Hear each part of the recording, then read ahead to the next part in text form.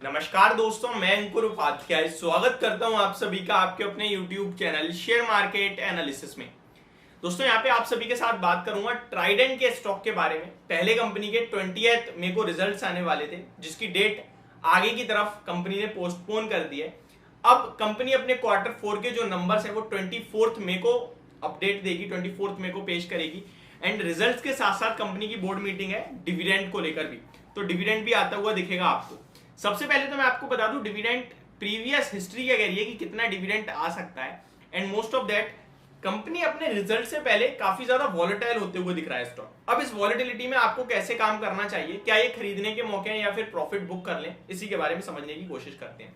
देखिए अभी तक जितने टेक्सटाइल के नंबर आए हैं ना, उनका कुछ अच्छा नहीं दिख रहा है हिसाब किताब, बट रिजल्ट से पहले स्टॉक्स में बढ़िया तेजी बन रही है।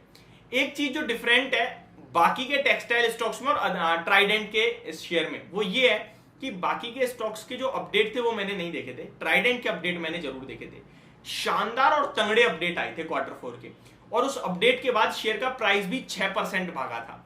अब क्या नंबर्स भी उस अपडेट की तरह तगड़े आएंगे? उम्मीद तो पूरी है, क्योंकि जब अपडेट अच्छा है उसी के दम पर तो नंबर आने हैं आपके, तो वो नंबर्स अच्छे आने की उम्मीद कर सकते हैं आप। लेकिन बाकी के टेक्सटाइल स्टॉक्स के नंबर काफी खराब आ रहे हैं। For an example Vardhman textile, Satluj textile, KPR mills, I think KPR mills के तो नंबर नहीं आए, लेकिन गेल के जरूर आए, गुजरात अंबुजा एक्सपोर्ट लिमिटेड के। ये सारे स्टॉक अपने रिजल्ट्स के बाद बड़ी करेक्शन दिखाते हुए दिखे हैं।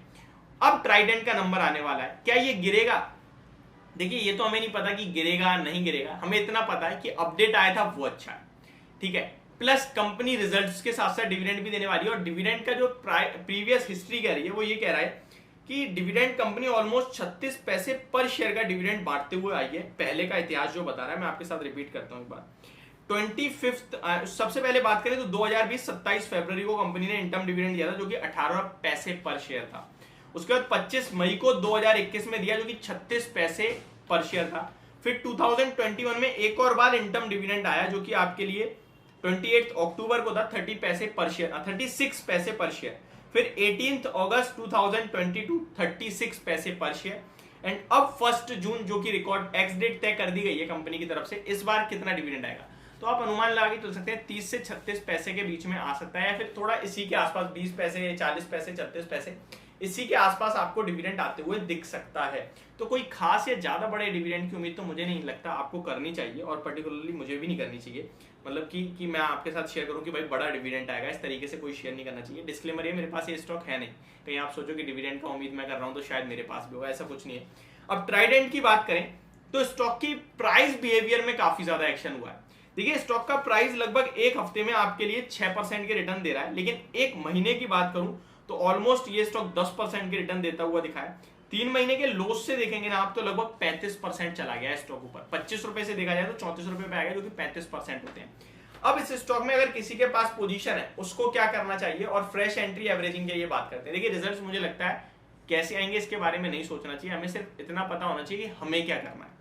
ट्रेडर हो तो डेफिनेटली स्टॉप लॉस रखो, इन्वेस्टर हो तो एक रिजल्ट्स खराब आने से कुछ नहीं होता। पहले भी तो 2-3 बार खराब दे दिए, तब कुछ नहीं होता, अब क्या फायदा, ठीक है। कंपनी का स्टॉक के प्राइस की बारे में बात करें तो 32 रुपीज के लेवल्स पे अब आपको एक स्ट्रॉन्ग सपोर्ट दिखता है, और उसके नीचे ज्यादा दूर नहीं है, 3185 के पास है। अगर आप बहुत ही अच्छे लेवल्स और नीचे डीप स्टॉप लॉस देखेंगे तो वो आपके लिए 3150 के समथिंग का बनेगा। लॉन्ग टर्म पर्पज से मुझे लगता है इस स्टॉक में काफी पोटेंशियल है, आपको होल्ड करना चाहिए, बेचना नहीं चाहिए। मैं प्रीवियस आपके साथ रिजल्ट शेयर कर देता हूँ इस कंपनी के कैसे रहे थे, उसी के अनुमान के हिसाब से हम कहीं ना कहीं इसके नंबर्स को चेक करेंगे। दिसंबर क्वार्टर में कंपनी का प्रॉफिट काफी बढ़िया बढ़ता हुआ दिखा था as compare to September quarter. सितंबर क्वार्टर में कंपनी ने 37 करोड़ का प्रॉफिट पोस्ट किया, उसके सामने दिसंबर में 144 करोड़ का प्रॉफिट था। ईयर ऑन ईयर बेसिस पे देखोगे तो 211 करोड़ से घटकर 144 था, लेकिन क्वार्टर ऑन क्वार्टर बहुत बड़ा जंप था। तो इस बार आपके लिए जो नंबर्स आएंगे उनके लिए quarter on quarter, year on year basis दोनों जगह बेस तगड़ा मजबूत है, तो इनके सामने अच्छी परफॉर्मेंस, दैट मींस अच्छे नंबर आप कह सकते हैं। देखिए मार्च क्वार्टर में कंपनी ने 181 करोड़ का प्रॉफिट पोस्ट करा है, और लास्ट क्वार्टर में कंपनी ने 144 करोड़ का प्रॉफिट पेश करा है। तो आपको क्वार्टर ऑन क्वार्टर देखना है कि 144 करोड़ से ऊपर आना चाहिए, और ईयर ऑन ईयर बेसिस पे 181 करोड़ से ऊपर आना चाहिए। वहीं अगर कंपनी के सेल्स की बात करें तो 1641 करोड़ की सेल्स कंपनी ने दिसंबर क्वार्टर में करी थी, और मार्च क्वार्टर की बात करें तो 1870 करोड़ की सेल है। तो यानी कि ईयर ऑन ईयर बेस पे 1870 करोड़ से सेल ऊपर आनी चाहिए और क्वार्टर ऑन क्वार्टर 1640 करोड़ से सेल ऊपर आनी चाहिए। और इससे ऊपर तो आएगी, बट कितनी ऊपर आएगी ये देखने वाली बात है। वहीं अगर किसी इनमें से कम आ गई, कम रह गई, यानी क्वार्टर ऑन क्वार्टर या फिर ईयर ऑन ईयर बेस पे कम सेल रह गई, तो फिर ये प्रॉब्लम का विषय बनता हुआ दिखेगा। मार्जिन की बात करें तो लास्ट क्वार्टर कंपनी ने लगभग 17% के मार्जिन क्लॉक करे थे, और लास्ट ईयर यानी कि मार्च क्वार्टर में, लास्ट ईयर मार्च क्वार्टर में कंपनी ने 18% के मार्जिन क्लॉक करे थे। तो कंपेयर करना इनसे है।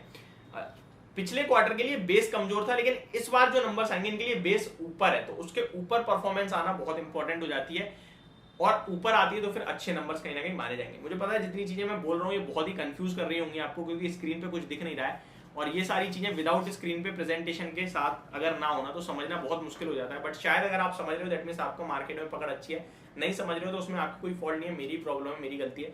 मैं सिंपल सी भाषा में बोलूँ तो क्वार्टर ऑन क्वार्टर अगर नंबर देखोगे तो भी इस बार ऊपर आते हैं ना तो मजबूत होंगे, क्योंकि पिछले क्वार्टरली कंपनी ने अच्छे नंबर पेश करे हैं, और ईयर ऑन ईयर भी इस बार बेस मजबूत है, यानी कि पिछली ईयर भी कंपनी ने अच्छे नंबर पेश करे हैं। तो लेट्स सी इस बार कंपनी कैसे नंबर पेश करती है। ओवरऑल इस स्टॉक को लेकर लॉन्ग टर्म के लिए तो मैं बुलिश हूं, बट शॉर्ट टर्म को लेकर उतना खास मेरा कुछ व्यू नहीं है जब तक ऊपर में 42 का लेवल ब्रेक नहीं कर देता ये शेयर। तो ये मेरी तरफ से आपके लिए ट्राइडेंट के स्टॉक के ऊपर वीडियो। होप आपको समझ पसंद दोनों आई होगी। Thank you so much for watching this video. Have a great day guys.